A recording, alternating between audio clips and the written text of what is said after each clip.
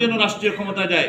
হিন্দু ভাইদের জবে আমি বলেছি, তাদের কাছে আমি গতকালকে গিয়েছি, গানের ভিতরে গিয়েছি, তাদের একেবারে ঠাকুরের ঘরে গিয়েছি, একেবারে যেখানে মূর্তি আছে সেখান থেকে আমি একজন পুরোহিতকে, একজন ঠাকুরকে ডেকে বের করেছি, ডেকে বের করে বলেছি, ভাই আমি কিছু কথা বলবো, যদি আমার সাথে ঐক্যমত পোষণ করেন তাহলে আমার পাশে দাঁড়িয়ে হা বলতে হবে আপনার। আমি তারপর বলা শুরু করেছি, ভাই আমাদের ধর্ম এবং আপনার ধর্মের মধ্যে কি কি পার্থক্য আছে বলেন। কয় এত তো বলতে পারবো না। আমি বলছি আমি কয়েকটা বলি, তারপরে আপনি আপনার কথা বলবেন। বলছে বলেন। আমি বলেছি, আমরা বলেছি যে আমরা ধর্মীয় ব্যক্তির মাধ্যমে ধর্ম দিয়ে রাষ্ট্র চালাতে চাই। ধর্মীয় ব্যক্তির মাধ্যমে ধর্ম দিয়ে রাষ্ট্র চালাতে চাই, কারণ যারা ধর্ম পালন করে তারা সিভিলাইজড হয়, যারা ধর্ম পালন করে তারা সভ্য হয়, ভদ্র হয়, তারা একজনকে মেনে একটা নিয়মের মধ্যে চলে। আর যারা ধর্ম মানে না, আপনি বলেন যারা মিথ্যা বলে তাদের কি কোনো ধর্ম আছে? মিথ্যা কোনো ধর্মে আছে? জিনাকারীর কোনো ধর্ম আছে? সুদখোরের কোনো ধর্ম আছে? ঘুষখোরের কোনো ধর্ম আছে? চাঁদাবাজের কোনো ধর্ম আছে? মামলা বাণিজ্য, টেন্ডার বাণিজ্য এর কোনো ধর্ম আছে? আমি বলেছি আপনার ধর্মে এগুলো কি বলে? না দাদা আপনার কথা তো ঠিক। আমি বলছি এটা আপনার ধর্মেও আমার ধর্মে একই কথা। চুরি করলে তাকে পানিশমেন্ট দিতে হবে। সেই হিন্দু পুরোহিতকে আমি বলেছি যে আমরা ধর্মীয় ব্যক্তিত্ব দিয়ে, আমরা ধর্ম দিয়ে আমরা রাষ্ট্র চালাতে চাই। এর অর্থ হলো, আমি বলেছি আপনার ধর্মে যেরকম একজন চোরকে পানিশমেন্ট দিতে বলে, আমার ধর্মে পানিশমেন্ট দিতে বলে।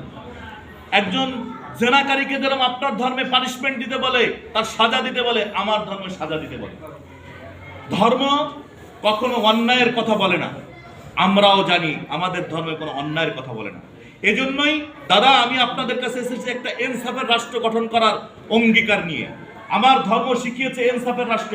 আপনার ধর্ম কি বলে, কি বলে না ইনসাফের কথা? ন্যায়ের কথা বলে কি বলে না? উনি বলছে হ্যাঁ ন্যায়ের কথা বলে।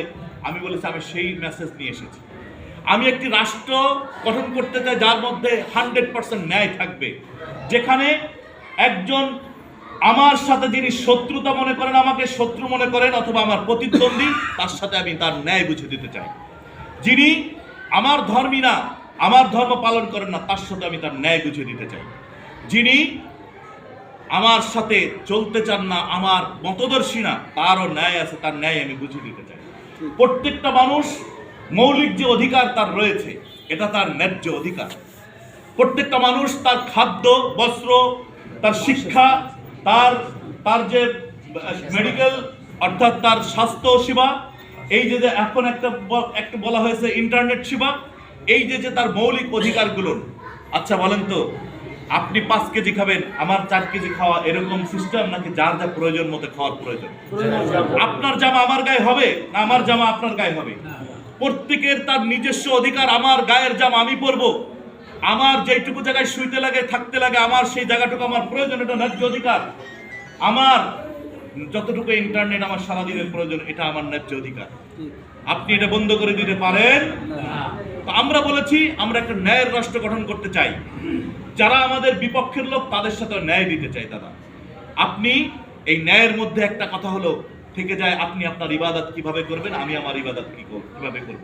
আপনি ন্যায় হলো, এটাই হলো আপনার প্রাপ্য, যে আপনি আপনার ঘরে বসে নিরাপত্তার সাথে আপনি আপনার ঠাকুরের সামনে বসবেন, আপনার যে সমস্ত মূর্তির সামনে এসে বসবেন, আর আমি আমার নিরাপত্তার সাথে আমি মসজিদে গিয়ে আমার রবকে ডাকবো। এটা হলো আমার ন্যায্য অধিকার। এটা যেরকম আপনি আমাকে বাধা দিতে পারেন না, আপনাকে আমি বাধা দিতে পারি না। আপনার এটাকে আমি কোনো রকম জুলুম করে নষ্ট করে দিতে পারি না। আপনাকে বুঝাতে পারি আমার ধর্ম দিয়ে, আপনি আপনার ধর্ম দিয়ে আমাকে বোঝাতে পারেন। যদি আমারটা বেটার হয় আপনি মেনে নিলেন, আপনারটা বেটার হলে আমি মেনে নিলাম, সেটা হলো অন্য বিষয়। কিন্তু ন্যায্য অধিকার, আপনি নিরাপত্তার সাথে আপনার ঘরে আপনি ইবাদত করবেন আপনার প্রভুর, আমি আমার মসজিদে যে নিরাপত্তার সাথে আমি আমার রবের কদমে সিজদায় লুটে পড়ব। এটাই হলো ন্যায়ের একটি রাষ্ট্র।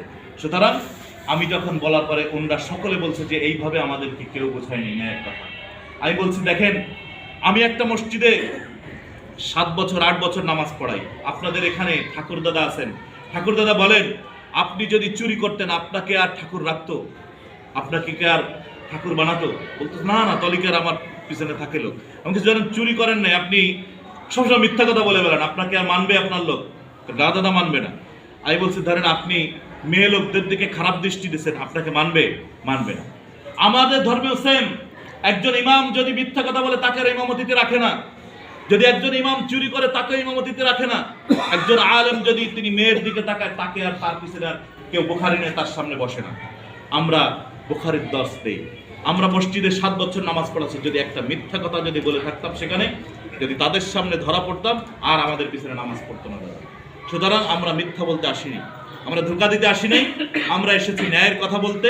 যদি আমাদের কথা ভালো লাগে তাহলে আমাদেরকে রিকশা মার্কায় একটা ভোট দিবেন। উনি বলছেন যে জীবনে হয়তো আমি কোনোদিন এরকম শুনি নাই, আপনাকে আমি রিকশা মার্কায় ভোট দিব, যান ওয়াদা করে দেবো।